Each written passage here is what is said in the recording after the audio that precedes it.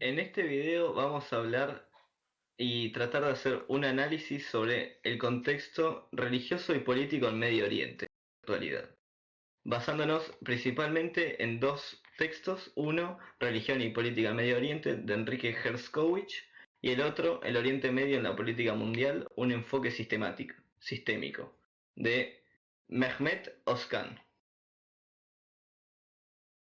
Para comenzar, plantearemos las ideas principales y las conclusiones de Enrique Herzkovich en el primer texto.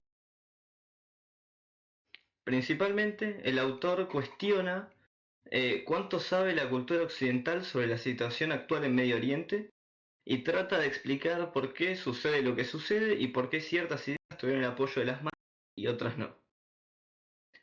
En cuanto a sus conclusiones, sostiene que el discurso islámico logra atravesar las barreras de clase, región, etnias e incluso políticas e ideologías, gracias a que su eje es el comportamiento étnico.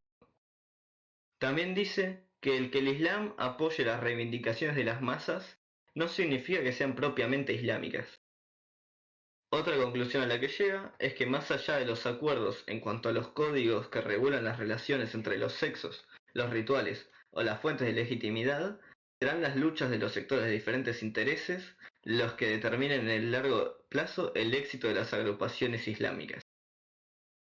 Por último, sostiene la idealización de los aspectos positivos de las agrupaciones islámicas y que la religión suele usarse para disfrazar o legitimizar las injusticias y perjurias cometidas. Más adelante, el autor habla sobre la religión en la contestación política. Y en este apartado, el autor busca situar al lector en el contexto de Medio Oriente y qué rol ocupa la religión en todo esto. Además, explica cómo la revolución islámica sirvió como catalizador para posteriores revoluciones que usaron la religión para legitimizar sus reclamos y ganar adhesiones. Continuando, ¿qué significa el Oriente Medio? ¿Y por qué se dice que es un área geográfica indefinida? Sobre este punto podemos hacer tres observaciones. Primero, que el término Oriente Medio proviene de una visión eurocéntrica. Segundo, que el término proviene de un contexto militar, es decir, que hace referencia tanto a las poblaciones locales como a las potencias occidentales. Y tercero, que no es un término objetivo, sino subjetivo. Así, el término Oriente Medio no es un paradigma fundador, sino que es un paradigma dependiente, como dijo Davutoglu en 2001 en su texto. En 1902, Alfred T. Mahan empleó por primera vez el término Oriente Medio para identificar una zona indefinida alrededor del Golfo Pérsico. Pero fue a finales de 1930 cuando los británicos rechazaron la cuestión al usar el término Comando Oriente Medio.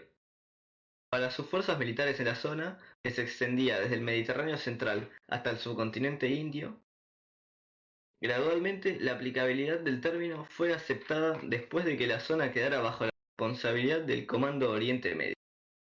En la década de 1960, la Sociedad Nacional Geográfica tituló su mapa de la zona Tierras del Mediterráneo Oriental. Sin embargo, a mediados de la década de los 70, el mapa de la sociedad de la región llevó el título de El Oriente Medio. Este término, sin embargo, es controversial a los ojos del público que pertenece a la región.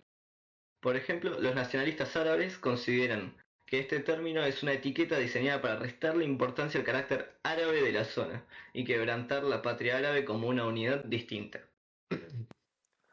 Bueno, el Oriente Medio, como se puede apreciar en este mapa, es una zona con mucho valor estratégico para el resto del mundo. Se debe principalmente a que se encuentra en el nexo entre tres continentes, digamos, siendo una muy buena ruta comercial. Siempre ha sido considerado importante tanto para las potencias como por los estados de la región. Además, el Oriente Medio es de fundamental importancia para las grandes potencias actuales y sus aliados debido a las grandes reservas de hidrocarburos, petróleo y gas natural que contienen. Las industrias petroleras son el centro de los intereses económicos occidentales en Medio Oriente. Los recursos petroleros son explotados principalmente por Occidente y se comercializan en gran medida en los países de Europa Occidental y Japón. Como se puede ver, políticamente el Oriente Medio es la región menos democrática del mundo, ya sea con el lema de llevar la democracia o por razones sistémicas necesarias para proteger su statu quo. Las grandes potencias se han involucrado en los asuntos domésticos de esta región. Debido a la inestabilidad, se ha convertido en un refugio seguro para los grupos terroristas. Esta situación, a su vez, trajo más inestabilidad a la región, y se generó un círculo vicioso en el que el terrorismo alimenta la inestabilidad y esta, a su vez, alimenta las actividades terroristas en la región. Por otro lado, el Oriente Medio también tiene su propia dinámica, que es crucial para comprender su desarrollo político y económico.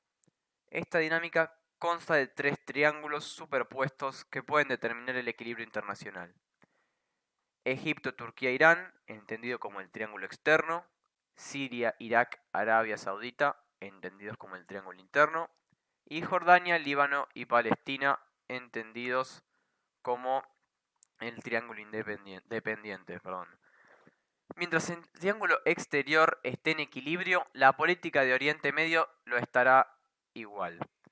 Además, ninguno de los estados que constituyen el triángulo exterior soportaría o actuaría neutralmente en el caso de que se crease una alianza entre uno de los miembros del triángulo exterior con uno de los miembros del triángulo interior.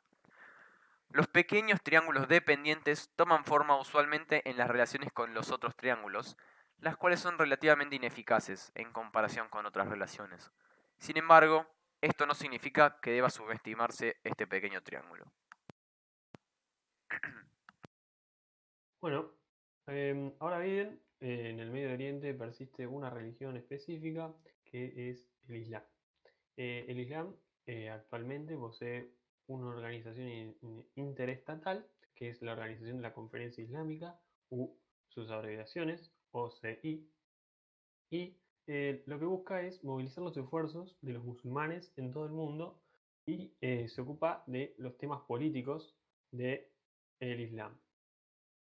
A pesar de tener 40 años de ser fundada, eh, ha sido muy marcada por las fallas en sus intentos por lograr algo por el Islam.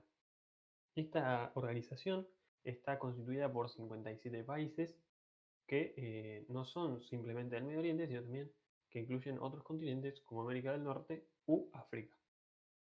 Eh, Esta organización siempre funcionó con una mentalidad defensiva y buscó unir a toda la religión del Islam. Ahora bien, como ya dije anteriormente, esta fracasó en estos últimos 40 años y no tuvo ninguna victoria enmarcable. Eh, Esto es debido a la falta de articulación y organización de políticas claras y coherentes, es decir, esta organización no es reconocida mundialmente, entonces todavía no ganaron ese reconocimiento y además tienen una mala organización interna. Y por último, las luchas internas por el poder o ver quién encabeza esta OCI.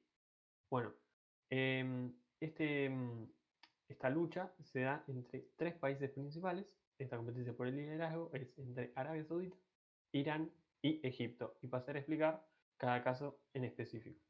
Primero se encuentra Arabia Saudita. Arabia Saudita siempre fue el país que ejerció una dominación muy marcada en esta organización y infería en las decisiones y la dirección de la misma. Además, em, siempre estuvo, por así decirlo, en batalla, ¿no? O en pelea con Irán, debido a que también diferían entre chiitas y sunitas. Irán era parte de los chiitas y Arabia Saudita de los sunitas. Y esto creaba una fuerte pelea entre ellos. Ahora bien, Arabia Saudita vio a Irán como un país que le podía sacar el liderazgo de la OCI, por lo que reintegra a Egipto en, después de que esta haya sido instituida de la organización, con el fin de que haga competencia con Irán y pueda así mantener el liderazgo.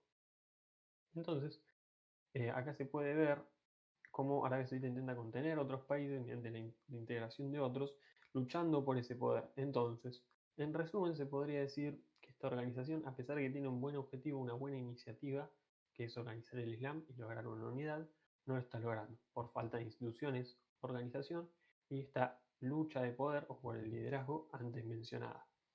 Es debido a esto que no ha logrado ser una fuente de unidad del Islam, aunque en 2005, en la cumbre realizada, que trataba asuntos mundiales, estas propusieron que esta OCI se involucrara más, ¿no?, en la política y sea reconocida. Actualmente está tratando esta organización de hacer su voz en el ámbito internacional y poder lograr por fin la unidad del Islam. Bueno, debido a la exclusión global, el 15 de julio de 1997 se fundó el Developing Aid, o también conocido como el D8.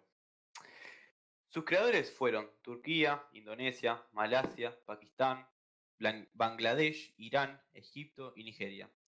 Se consideró como una iniciativa para llevar su voz contra la marginación económica y política de la comunidad internacional. Estos 8 países representaban el núcleo de los países islámicos. Había 2 características que afectaron el carácter de la agrupación del D8. Una era la urgencia, ya que la situación mundial contra los musulmanes venía en deterioro, y la otra era la disminución o eliminación de la burocracia.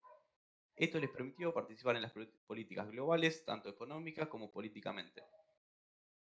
Luego de su inauguración, se planteó como objetivo conseguir el desarrollo socioeconómico representando los siguientes principios: la paz en lugar de conflicto, el diálogo en contra de la confrontación, la cooperación en lugar de la explotación, la justicia en lugar de leyes dobles, la igualdad en vez de la discriminación, la democracia en lugar de la opresión. A su vez se declararon las principales áreas de cooperación: el comercio, la industria, las finanzas, la banca, la privatización, el desarrollo de la energía rural, la agricultura, la ciencia y la tecnología, entre muchos.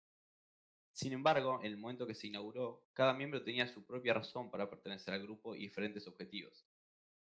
Por esta razón, Aral sostiene que el D8 no fue diseñado específicamente para construir el núcleo de un futuro mercado común islámico o una unión aduanera musulmana, sino que más bien estaba encaminado a mejorar las relaciones económicas entre los países musulmanes en desarrollo. El D8 nunca fue considerado un proyecto de desarrollo por las demás potencias mundiales, y hasta ha recibido hostilidades de los Estados Unidos, quien los culpaban por albergar ambiciones fundamentalistas y antioccidentales.